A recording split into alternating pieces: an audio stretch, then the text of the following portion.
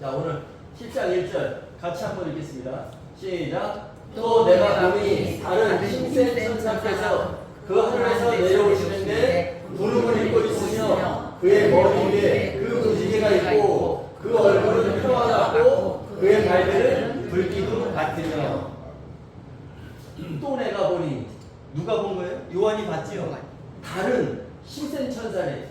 이것은 다른이 아니라 우리 생각에는 이것이 다르고 이것이 다르니까 다른이 아니라 동질의, 아까 봤던 천사 같은데 또 다른 천사라고 얘기하는 거예요. 동질의. 그러니까 알로스, 이거 원문으로 보면 다른이라고 표현된 게 알로스예요. 여러분들, 알로스라는 것은 질적으로 같은을 얘기하는 거예요. 그러니까 이게 성경의 번역의 그 맹점이라고 본다면 우리가 생각하기엔 다른, 전혀 다른 것을 이야기하는데 아까 봤던 그 천사와 또 다른 것 같은 요한이 보기에는 그런 천사인데 알로스는 질적으로 같은을 얘기하는 거예요. 같은. 그래서 힘센 천사께서 그 하늘에서, 여기 정관사 그가 있죠. 여기 정관사 그가 있습니다. 그 우리 성경에서 이걸 빼놨지요. 이 히브리어 헬라어는 정관사가 분명히 있어요. 그럼 그 하늘에서 내려오시는데 그럼 그 하늘은 어떤 하늘인가? 이것은 바로 셋째 하늘을 얘기하는 거예요. 왜? 예수님께서 인자의 몸으로 오셔서 독생자로 오셔서 피 흘리고 교회를 사놓으시고 가셨죠. 그 다음에 성령이 내려오셨죠. 그럼 그 가신 곳에서, 그래서 그 히브리서 1장 6절에 보면은 그 하늘들을 관통하시니 이렇게 나와요. 하늘들을 뚫고 지나갔다는 거죠. 승천하시니가 바로 관통하시니 하늘들을 뚫고 지나갔다는 거예요. 그래서 그 하늘, 올라가신 그 하늘에서 이제 다시 내려오겠죠. 이걸 계시록에서는 시온산이라고 표현하죠. 그죠? 시온산. 시온산에 섰다. 14만 4천과 함께 100만을 타고 시온산에 섰다. 이런 제목이 있잖아요. 그러니까 셋째 하늘에서 내려오시는데 구름을 입고 있다. 그럼 구름을 입고 있다는 것은 모든 천사들과 함께 오신다는 얘기죠. 그의 머리 위에는 그 무지개가 있대. 여기도 또 그가 있네. 그 무지개가 뭐냐? 창세기에서 말씀하셨죠. 9장에서 내가 언약을 세우리니 다시는 모든 생물을 홍수로 멸하지 아니할 것이라. 땅을 멸한 홍수가 다시 있지 아니하리라. 노아 홍수 후에 하나님께서 이스라엘 백성들하고 언약을 세우신 거예요. 근데 9장 13절에 보면 내가 내 무지개를 구름 속에 두었나니, 이것은 완료형이라고 말씀드렸습니다. 이미 이때 후에 무지개를 구름 속에다 두셨다는 거예요. 내가 구름으로 땅을 온전히 덮게 할 것이고, 이것은 내가 구름으로 그날의 땅을 덮게 할 것이, 이게 아니라 바보 플러스 완료형. 이것은 내가 반드시 구름으로 땅을 온전히 덮게 할 것이고 그 무지개가 그 구름 속에서 보이게 하리라. 구름, 천사들 속에서 심판, 그죠? 반드시 이것은 심판이 없다라고 말씀하신 것이 아니라, 물 심판은 없지만 반드시 이제는 불로 심판하실 것이다. 이 말씀을 하시는 거예요. 그래서 이때 말씀하신 바보 플러스 완료, 반드시 구름 속에서 무지개가 보이게 할 것이다라는 것이 이게 이루어지는 장면이에요. 지금 10장이. 아시겠죠? 그래서 힘센 천사라는 것은 천사장 예수 그리스도를 말한다. 근데 예수님이 어떻게 천사입니까? 이렇게 이제 질문하신 분이 있었어요. 예수님이 어떻게 천사냐? 근데 성경에 나오는 천사장은, 그 계시록에 나오는 천사장은 미카엘입니다. 미카엘이라는 뜻이 뭐냐면, 미카, 누구인가? 하나님 같으신 분이 누가 하나님과 같은가라는 그런 뜻이에요. 이게 미카엘이라는 것이. 그 미카엘이 그 천사들과 또 용이, 그 천사들과 싸움에 용이 자기가 있을 곳을 얻지 못하고 졌다는 얘기죠. 그래서 신말탄 자가 이기면서 나아갔고 또 이기려고 나아갔습니다. 우리 성경에는 그렇게 제가 말씀을 드렸지만, 흰말탄 자는 이미 사망 권세를 이기신 거고 앞으로도 반드시 이기게 되어 있다는 그런 말씀이에요.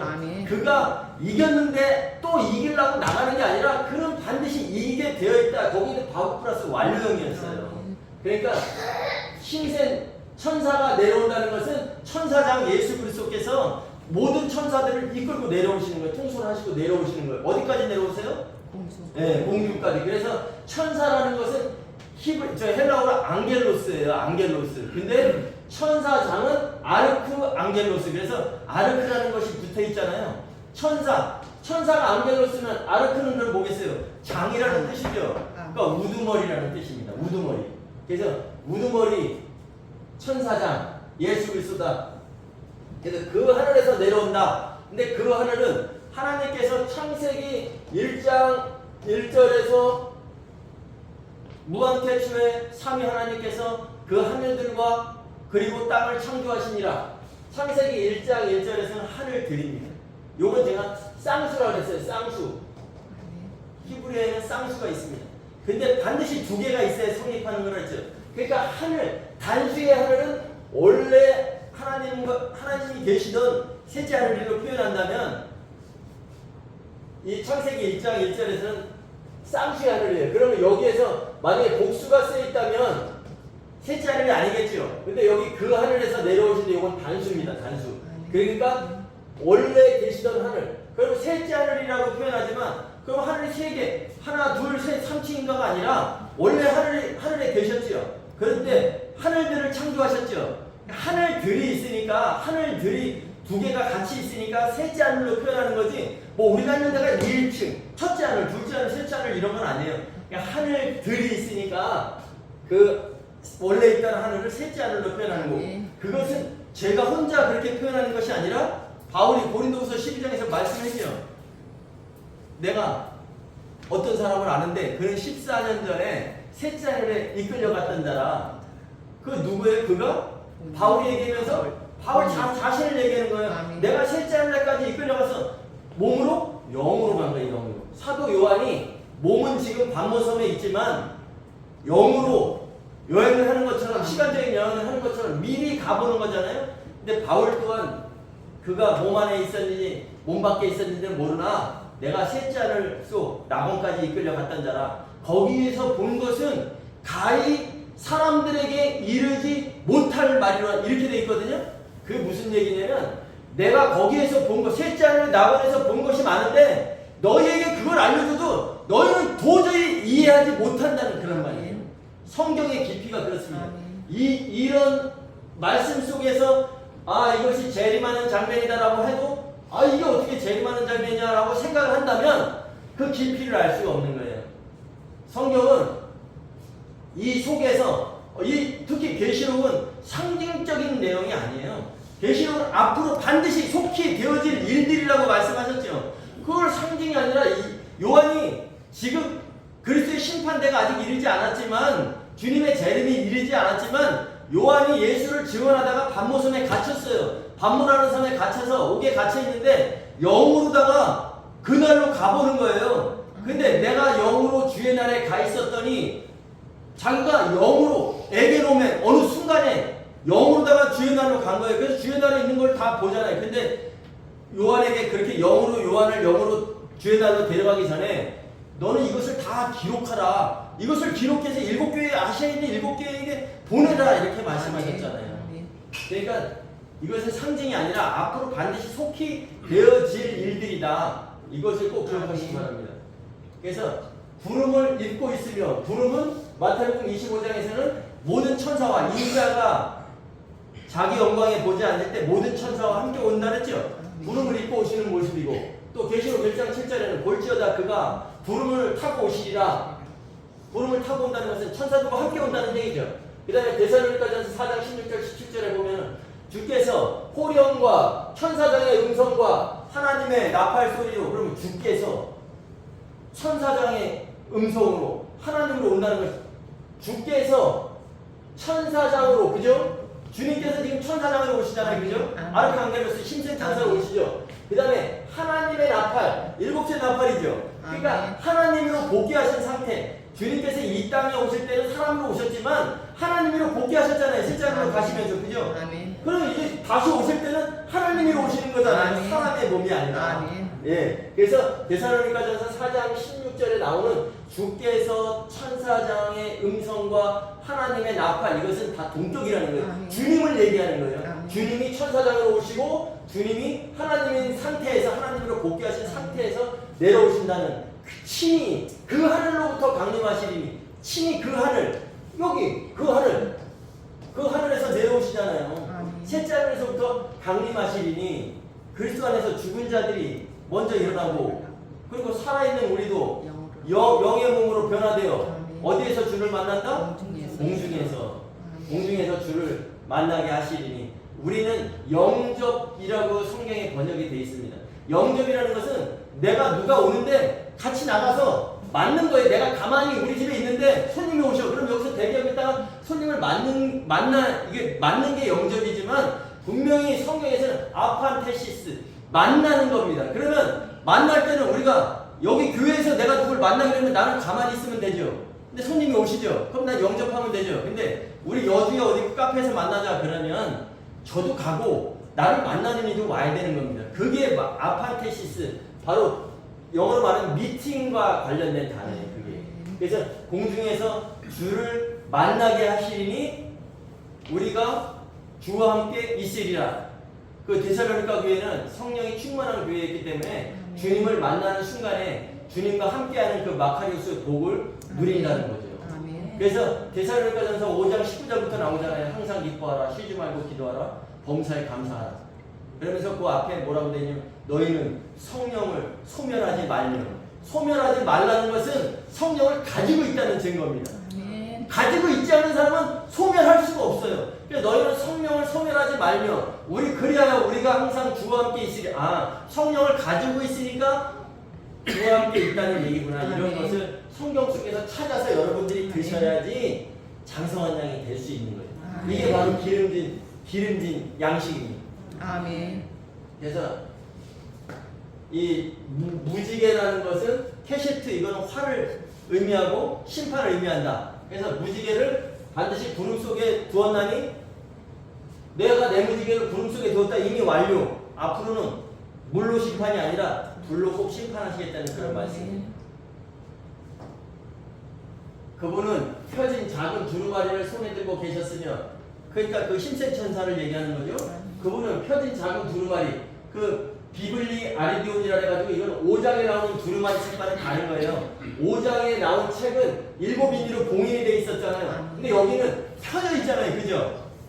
그러면 이를 뗄 때마다 암시해주는 그런 비밀한 예언이 그 큰 두루마리였다면, 이것은 요한이 먹고 다시 예언해야 될 내용들이 기록되어 있어요. 그래서 이거는 이제 이 두루마리를 손에 들고 계셨으며 그의 오른발로는 그 바다를 밟고 왼발은 그 땅을 밟고서, 그러면 제가 아까 서두에도 말씀드렸죠.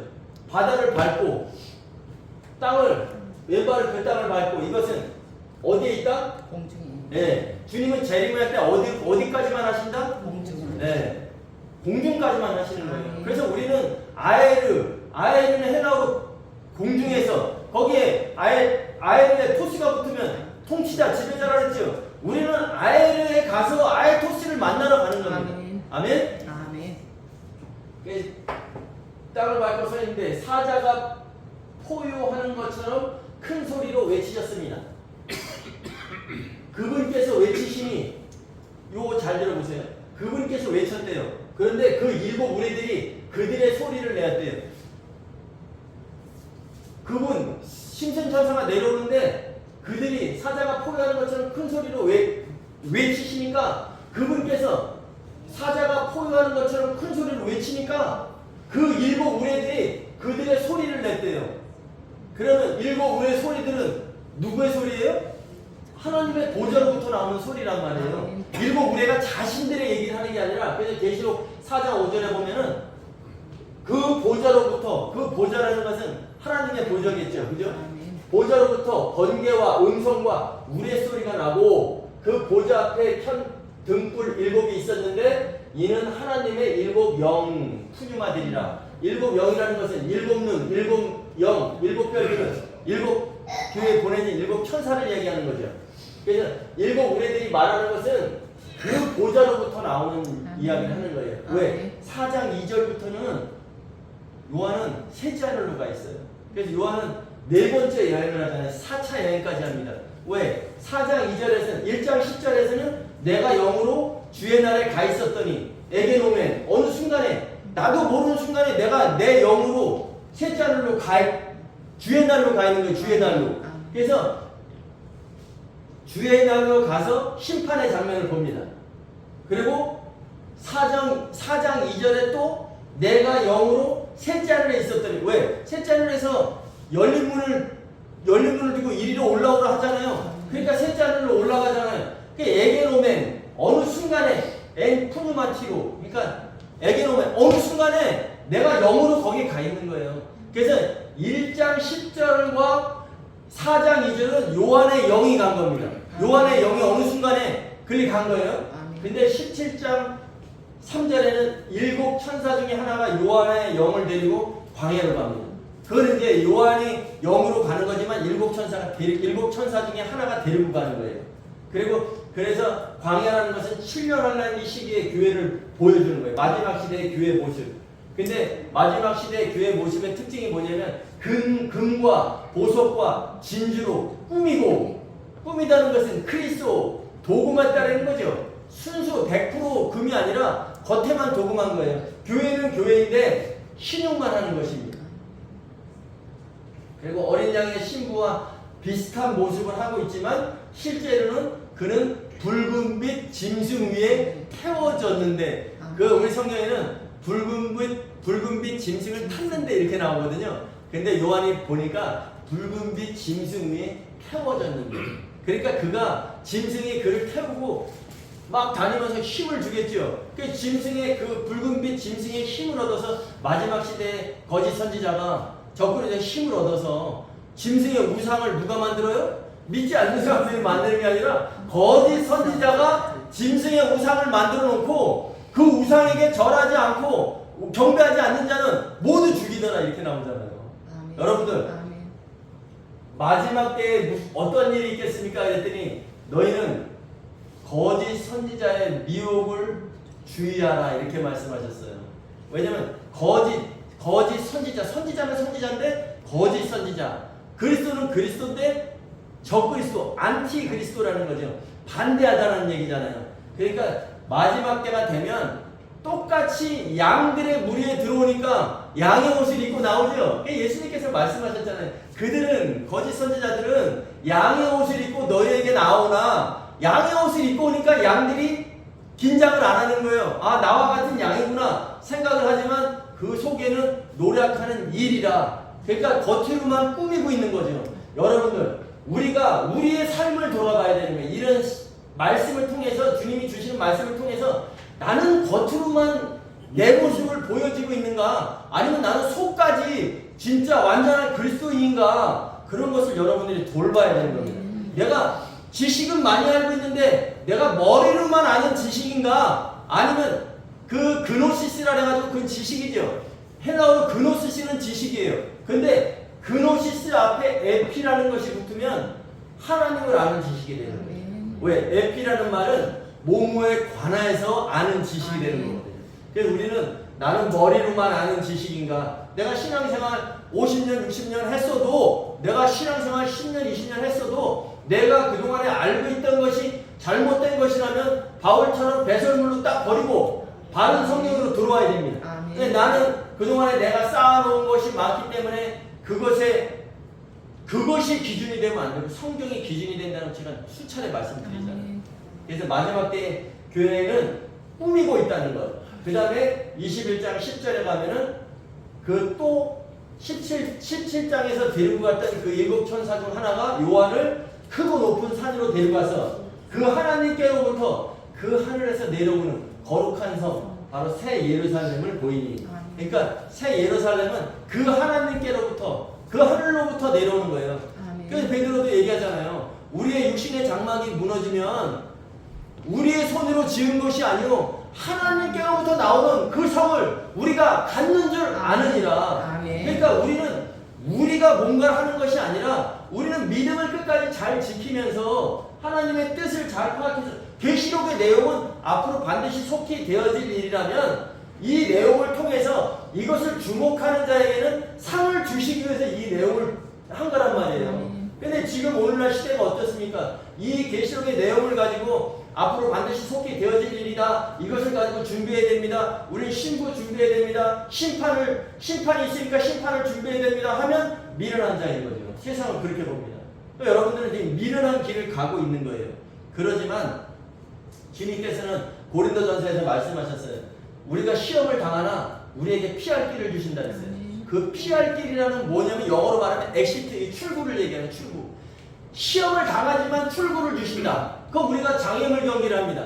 장애물 경기 사람들 넘다가 부딪히거나 넘어지면 그 여러분들 죽이려고 장애물 경기를 하는 게 아니에요. 장애물 경기는 장애물을 치우면서 가는 게 아니라 장애물을 넘어가는 거란 말이에요. 그럼 우리가 잘 알고 있는 형통이라는 말 있죠. 아, 누구든지 다 만사 형통, 새해가 되면은 형통하라. 그 가정이 번성하고 형통했으면 좋겠다라고 복을 빌어주지만, 형통이라는 말은 실질적으로 성공하다, 번영하다라는 뜻도 있지만 더 나가면 돌파하다라는 뜻이 있어요. 그러면 그냥 형통이 돌파하다라면 하나님께서 우리에게 피할 길을 주신다 그랬죠. 엑시트, 통로를 주시는 것은 그 장애물을 넘게 해주신다는 거예요. 그것이 바로 형통인 거예요, 여러분. 장애물 경기하는 사람이 1등한 사람이 그냥 어느 날 아침에 혼자 뛰어넘어서 1등한 게 아니라 수없이 부딪히고 넘어지고 장애물에 걸려서 넘어지면서도 훈련을 통해서 그 어느 시점에서 뛰어야 되는지, 어느 높이로 뛰어야 되는지, 그것이 가장 익숙하게 숙련된 사람이 우승할 수 있는 거잖아요. 우린 지금 마귀와 같은 시대를 살아가고 있습니다. 왜? 주인이 제 밭에 좋은 씨를 뿌렸습니다.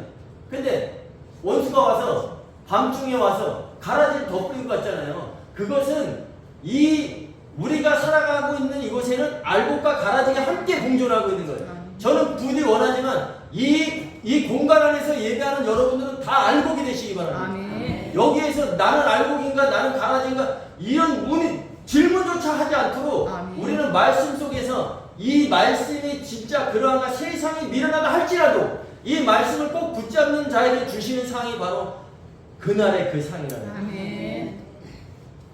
그래서 그 요한은 4번 여행을 간다. 그러니까 계시록에서는 이 내용이 지금 10장의 내용이면 이거는 4장 2절부터는 셋 장에 올라가서 있는 내용이니까 셋 장으로 있구나. 17장 3절부터는 또 광야. 그러면 광야 7년 환란 시기에 교회 모습이 나온다면 그때 7년 환란이 시작되면서부터 7년 환란 시작되기 전부터 이렇게 쭉 나올 거 아니에요. 그런 모습. 그래서 이 성경을 통해서 우리가 어느 장면인가, 그냥 10장은 7절 나팔이 안 울렸는데 어떻게 재림장입니까? 얘기할 것이 아니라 요한이 지금 어디 가서 뭘 보고 있는가, 요 장소, 어디의 장소에서 보고 있는가 이런 거를 인식할 때에 우리가 바로 이해할 수 있는 부분이 되는 거예요. 그래서 그분께서 외치시니 7 우레들이 그들의 소리를 내었습니다. 그러면 7 우레들이 그들의 소리를 냈지만 실질적으로 어디로부터 나오는 소리예요? 하나님의 보좌로부터 나오는 소리를 외치는 겁니다. 7 우레들이 말하였을 때에, 그럼 여기에서는 7 우레들이 소리를 내었을 때에, 그죠? 소리를 내었습니다. 소리를 내었을 때에 내가 기록하려고 하자, 그들의 소리를 내가 기록하려고 하자, 그 하늘에서 나오는 한 음성이 들렸습니다. 그 7 우레들이 말한 것들을 인봉하고 기록하지 말라.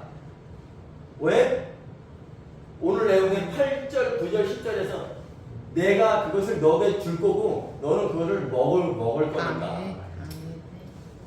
그래서 구약에도 같은 내용이 나오는데 다니엘서 12장 5절부터 9절에 보면 쭉 말씀을 하시고, 다니엘아 너는 이 말씀들을 봉함하라, 마지막 때까지 봉함하라, 이렇게 말씀하셔요. 근데 계시록 22장 10절에 보면 이 여호와의 말씀들을 임봉하지 말라, 때가 가까우니라. 다니엘서에서는 마지막 때까지 봉함하라. 계시록 22장 10절에서는 이 예언의 말씀들을 임봉하지 말라, 때가 가까우니라. 그럼 지금 때는 지금 가까워지고 있겠지요. 예. 내가 본 그 천사, 곧 바다와 땅을 밟고 서 계시는 그 천사가 하늘을 향하여 오른손을 들고, 바다와 땅을 밟고 서 계시는 그 천사는 어디에 계시다? 공중에 계시다. 그분이 오른손을 들고 세세토록 살아계신 분. 세세토록이라는 것은 우리가 말하는 영생과는 다른 겁니다. 영생은 한 시대의 삶을 얘기한다면 영생이 반복되는 것이 세세토록이다. 그러니까 아이온이 영생이라면 아이온의 반복인 거예요. 그래서 세세토록 살아계신 분, 세세토록 살아계신 분, 곧 그 하늘과 그 안에 있는 것들과 그 땅과 그 안에 있는 것들과 그 바다와 그 안에 있는 것들을 창조하셨던 분을 두고 맹세하여 이르되 맹세라는 것은 예수님께서 마태복음 5장 34절에 도무지 맹세하지 말지니, 그죠? 사람은 맹세를 지킬 수가 없습니다. 내가 예를 들어서 우리 성도들이 우리 끝까지 함께하자라고 하지만 어느 순간에 바뀔 수가 있어요. 그것이 사람이에요. 그러니까 예수님께서는 도무지 맹세하지 말지니 이렇게 돼 있거든요. 근데 그럼 여기서 예수님께서 분명히 맹세하지 말라 했는데 여기서 맹세하여 이르되 더는 시간이 없을 것이다. 그 맹세하신 분은 사람이 아니라는 것을 알 수 있죠. 이분은 하나님과 같은 분이구나라는 것을 알 수 있는 겁니다. 더는 시간이 없을 것이다. 주님이 오시는 신생천사가 셋째 하늘에서 내려오면 그때는 더는 회복할 시간이 회개할 시간이 없습니다. 그 일곱째 천사, 이게 10장의 그 주제로 봐도 돼요. 그 일곱째 천사가 나팔 소리를 내는 그 날에 이 날은 절기로 말하면 나팔 소리를 내는 그 날은 절기로 말하면 나팔절이죠. 나팔절. 네, 나팔절에 그 하나님의 그 비밀이 이루어질 것인데 그 하나님의 비밀은 그리스도와 교회의 혼인이라고 수차례 말씀드렸습니다. 그 하나님께서 자신의 종 노예들을 통하여 그 그리스도와 교회의 혼인인데 이걸 누구에게 중매쟁이 세우셨어요? 네, 자신의 노예들을 통해서 12 사도들을 통해서 중매쟁을 세웠는데 그들을 통해서 전하신 복음과 같이 그대로 될 것이다. 그래서 유앙겔리오, 이 전하신 복음, 원래 복음은 유앙겔리온이에요. 근데 여기에서 전하신 복음이기 때문에 유앙겔리온인데 이것은 단순히 정보를 전달하는 것이 아니라 예수 그리스도의 구원과 하나님의 나라의 기쁜 소식을 권위 있게 선포하는 것이다. 그래서 지금 사도들은 예수 그리스도의 구원과 하나님의 나라를 기쁜 소식을 권위 있게 선포하고 있죠. 이것이 바로 우리에게 전해지는 신약 성경입니다. 아멘. 여러분들 이 말씀에 집중하셔야 되는 거예요. 아멘. 제 말이 아니라 성경 말씀에 집중해야 된다는 아멘. 얘기예요. 그래서 전하신 복음과 같이 그대로 될 것이다. 그 비밀이 이루어진다는 거죠. 비밀은 그리스도와 교회의 혼인이다. 명심하셔야 돼요. 아멘. 그래서 예수님은 지금 사도들에게 전달해주고 사도들은 누구에게? 성도들에게 무엇을? 복음을 유앙겔리온, 하나님이 복음을 한마디로 정리하려면 하나님이신 예수님께서 사람인 그리스도가 되셔서 하시는 일을 통해서 우리에게 영향을 미칠 좋은 소식이다. 그래서 좋은 소식을 사도들을 통해서 주셨다고 에베소 3장에서 지난주에 말씀드렸잖아요. 그죠? 사도들, 이 시대의 사람들, 이 사도들 외에는 이 시대의 아들들에게 알리지 아니하셨으니 하나님의 비밀의 경륜은 오직 사도들을 통해서 일하시겠다. 그래서 예수님께서 살아계실 때 그랬잖아요. 너는 베드로라. 내가 이 반석 위에 내 교회를 세우겠다. 그 베드로 위에 세우는 것이 아니라 너는 페트로스라. 반석의 조각이야. 근데 내가 이 반석, 페트로스는 조각이라면 페트라는 조각 12개가 모인 하나 온전체가 됐을 때 그게 반석이라는 거예요. 그 반석 위에 교회를 세우겠다. 근데 에베소서 2장 20절에 너희는 사도들 곧 선지자들의 터 위에 반석 위에 세우심을 입은 자라. 교회는 바로 사도들의 터 위에 세워져야 된다는 그런 말씀을 하신 거예요. 그 하늘에서 내게 들리던 음성이 요 7절이 끝나고 있는 8절에 그 하늘에서 내게 들리던 음성이 뭐냐면 10장 4절에서 하늘에서 음성이 들렸는데 인봉하고 너는 이 우리들이 말하는 것을 인봉하고 기록하지 말라 이렇게 음성이 들렸어요. 근데 또 그 하늘에서 내게 들리던 음성이 또 내게 말하여 이르되 내가 가서 바다 위와 땅 위를 밟고 바다 위와 땅 위를 밟았다는 것은 공중에 그죠? 공중에 서 있는 천사의 손에 펴놓인 그 두루마리를 가지라 하기로 이 두루마리를 가지라 했다는 것은 아까 4절에서 인봉하고 기록하지 말라 한 이유가 바로 여기 8, 9절, 10절에 있는 거예요. 너는 내가 그 우레소리들이 말하는 것은 보좌부터 나오는 소리인데 그걸 들었을 때 내가 기록하려고 하자 거기서 너는 이것을 인봉하고 기록하지 말라 그랬죠. 그 이유가 바로 내가 너에게 직접 줄 거야. 그죠? 그 다음에 내가 너에게 먹게 할 거야. 널 삼키게 할 거야. 그래서 그것을 통해서 내가 다시 예언하게 할 거야. 아멘. 이 내용이에요. 이게. 아멘. 8, 9, 10절이. 왜 1절부터 11절까지 하는지 이해 가시죠? 아멘. 예. 그 두루마리를 가지라 하기로 내가 그 천사에게 나아가 작은 두루마리를 달라 한즉 그 천사가 이르되 갖다 먹어버리라 삼켜라. 내 배에는 쓰나 내 입에는 꿀같이 달리라 하거늘 내가 그 천사의 손에서 그 작은 두루마리를 갖다 먹어버리니 삼켜버리니. 그럼 요한이 지금 육신이 어디 있어요? 반모섬이 있죠. 그러면 이거 지금 육신적으로 작은 두루마리를 먹는 거예요? 영적으로 먹는 거예요. 영적으로. 이거 먹었다는 분 있잖아요. 육신이 되신 분인데 이거 먹었다고 그러는 분이 있어요. 근데 이거는 육적으로 먹은 것이 아니라 영이 먹은 거예요. 영이. 그래서 영적으로 그것을 흡수하라는 내용이에요. 몸은 여전히 반모섬에 있잖아요. 왜? 예수를 증언하다가 반모라는 섬에 갇혀 있었잖아요. 근데 내가 영으로 뒤에 날로 갔었고, 그 다음에 내가 영으로 셋째를 갔었고, 이런 식으로 하는 내용이 있잖아요. 그래서 내가 그 천사의 손에서 그 작은 두루마리를 갖다 먹어버리니 내 입에는 꿀같이 달았대. 내가 먹는데 꿀같이 달았대. 그러나 먹은 후에는 내 배에서는 쓰게 되더라. 먹기는 좋아요. 먹기는 좋은데 소화시키기가 힘든 거죠. 사도 요한이 복음을 받아서 사람들에게 전달하는 과정에서 쉽지 않다는 것을 미리 말씀해 주시는 내용입니다. 오늘 마찬가지예요. 이거 반드시 속히 될 일을 내가 내 천사를 보내서 증언하게 했다. 그렇게 얘기하는데도 이것이 상징이다. 이거는 가상이다. 이것은 허구다라고 얘기하는 사람들이 많아요. 신학교에서 내가 공부할 때 서울장로에는 그렇게 배웠다니까요.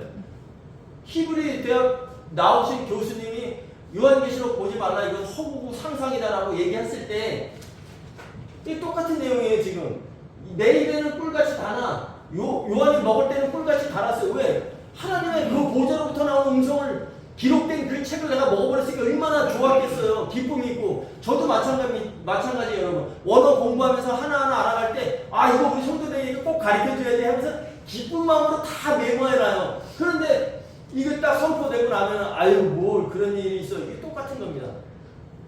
원어를 봐서 왜곡된 성경, 빠뜨려진 성경을 제대로 잡는다라고 하면, 뭐 지도의 교회만 그런 게 있어 라고 하는 것과 똑같은 거예요. 그럼에도 불구하고 꿋꿋이 나가셔야 돼요. 아멘.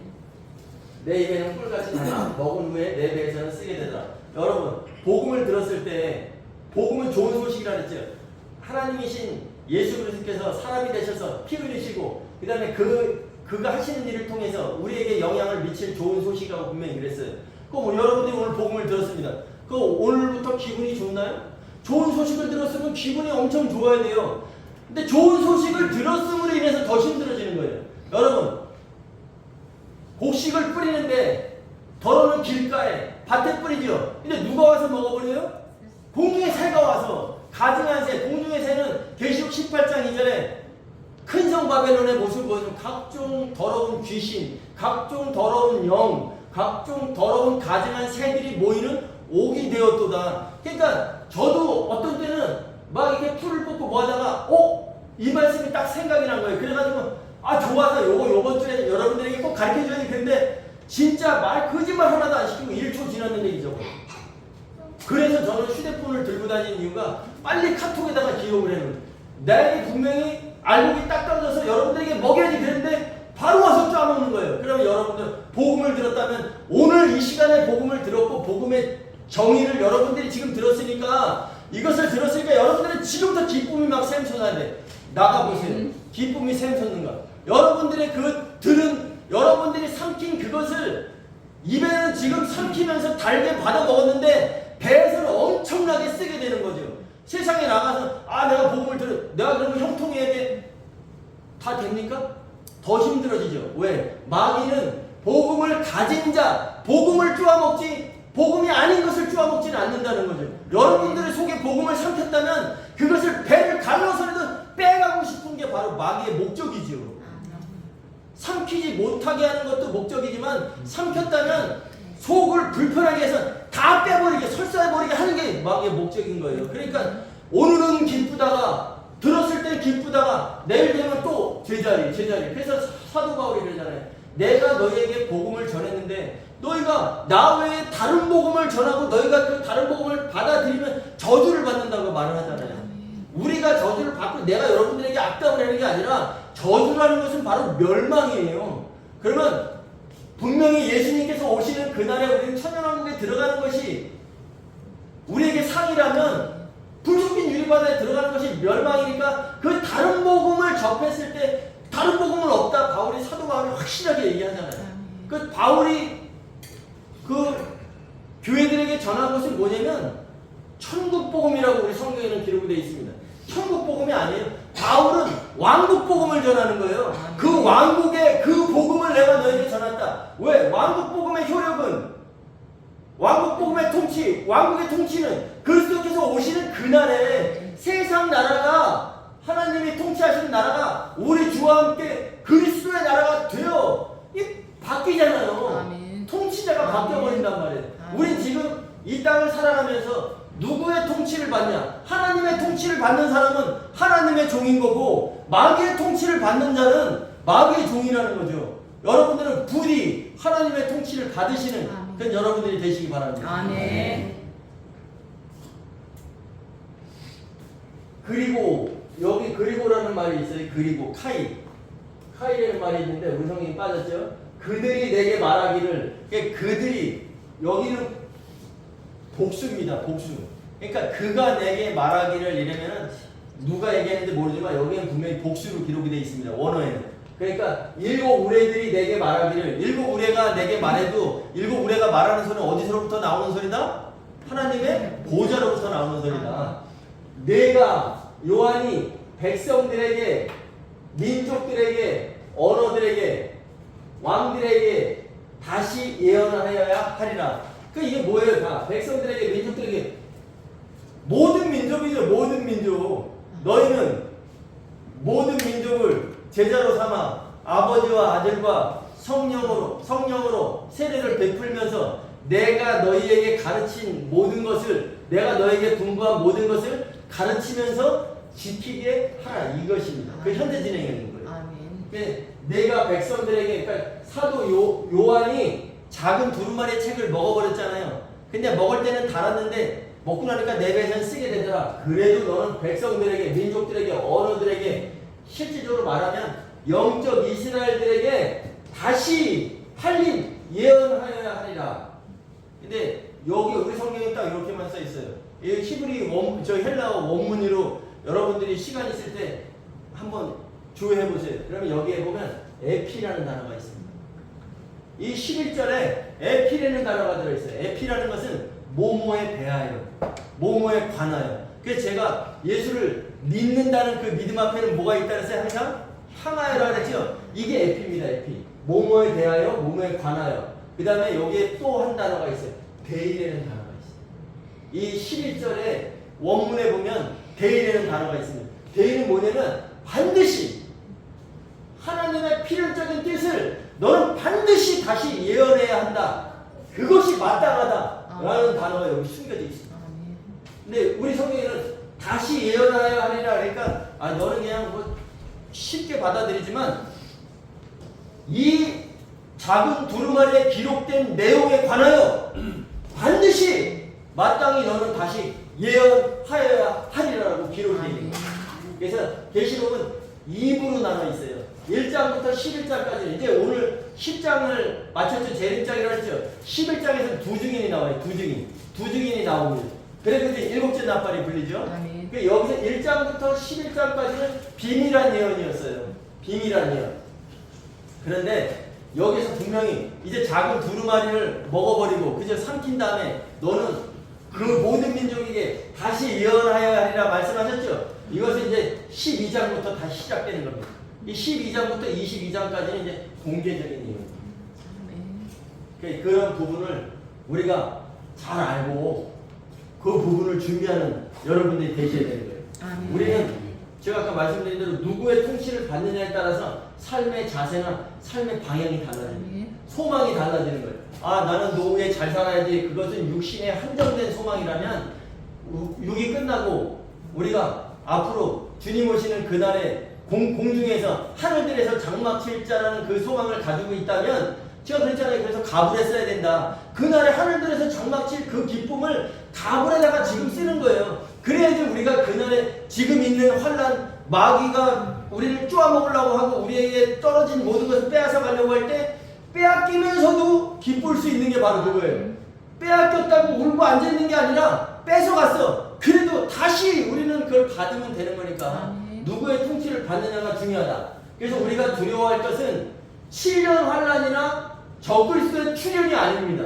여러분 7년 환란은 후 3년 반에 막 고통당하고 성도들이 짓밟히는 권세가 있고 그래서 그것을 두려워하고 적그리스도가 나와서 거짓 선지자에게 권세를 줘서 짐승에게 막 절하게 하고 우상에게 경배하고 이런 것을 두려워하는 것이 아니라 이런 것을 모르고 있는 것을 우리는 두려워해야 되는 거예요. 알고 있으면 두려워할 게 없어요. 그래서 장애물 경기할 때도 마찬가지고 그것은 장애물을 치우라고 경기를 하는 것이 아니라 장애물을 넘어라고 하시는 거예요. 그래서 하나님께서 주시는 형통은 돌파하다라는 것에서 돌파하게 해주신다. 그래서 고린도전서 10장 13절에는 분명히 너에게 피할 것을 준다. 피할 길을 준다. 엑시트 출구를 준다. 뭐로부터 피하느냐? 여러분들 마귀를 피하라고 엑시트를 주시는 게 아니에요. 그 피하라는 것의 출구는 마지막 그날의 공중에서 불 섞인 유리바다에 들어가지 않는 그 피할 길을 주신다는 거예요. 그것이 바로 복음의 내용입니다. 우리가 그 피할 길을 잘 찾아서 그 피할 길을 잘 숙지해 두고 있어야 되겠죠. 그래서 우리가 그 피할 길을 주시는 것은 구하고 찾는 이에게 주신다 라고 분명히 말씀하셨습니다. 우리가 아버지를 구하고 아버지의 통치를 잘 받기 위해서 구하고 또 귀가 열려서 하나님의 말씀 속에서 머무르시는 그 우리 해든 공동체 되시기 바랍니다. 아멘.